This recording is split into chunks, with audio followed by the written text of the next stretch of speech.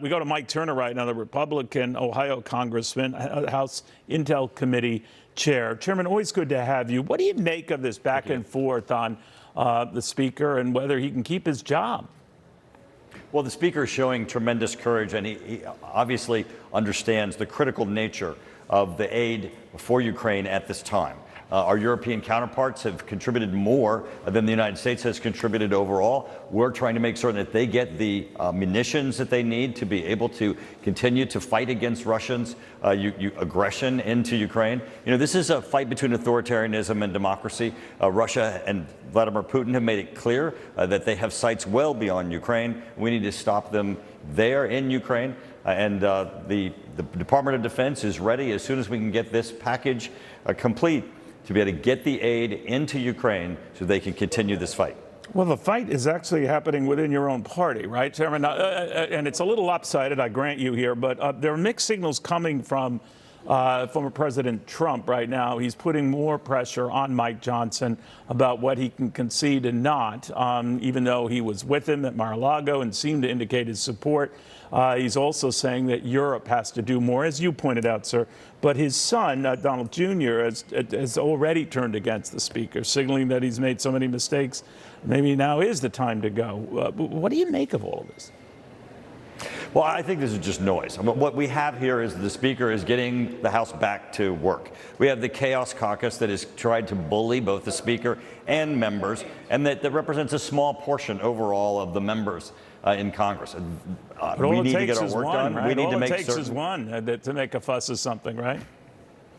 Well, under the current rule, that they can raise the question as to whether or not Johnson stays in the speakership, but it does take a vote of this House. What occurred last time is a small number of members on the Republican side joined with the Democrats, actually used the Democrat Party's votes to remove Speaker McCarthy. I don't think they'll be able to do that this time. We are at a critical point right now in our nation as we try to finish the legislative work of this year. Getting this national security package out is incredibly important. The Speaker should be commended for doing so, and I think this is going to pass overwhelmingly on the House floor. All provisions, Israel, Ukraine, and also the additional support for Southeast Asia. And the numbers and early numbers indicate you're exactly right about that, Chairman, but overwhelming doesn't do it, right? I mean, if you think about it, if you have 2 or 3 members who are just dead set against doing anything like this, he's in trouble. He might be dead man walking. Do you think he is?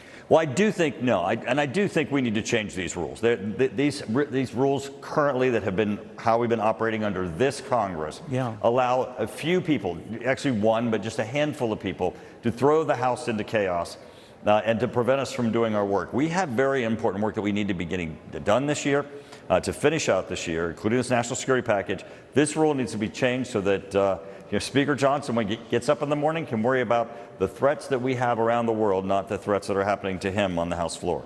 But he's not addressing those threats on the House floor. That might be very brave to your point, Chairman. I get that. But he has said on X, the old Twitter site, that he won't go forward with raising this threshold on the motion to vacate. So things stand and stay as they were and are. And I'm just wondering whether we'll repeat what already happened.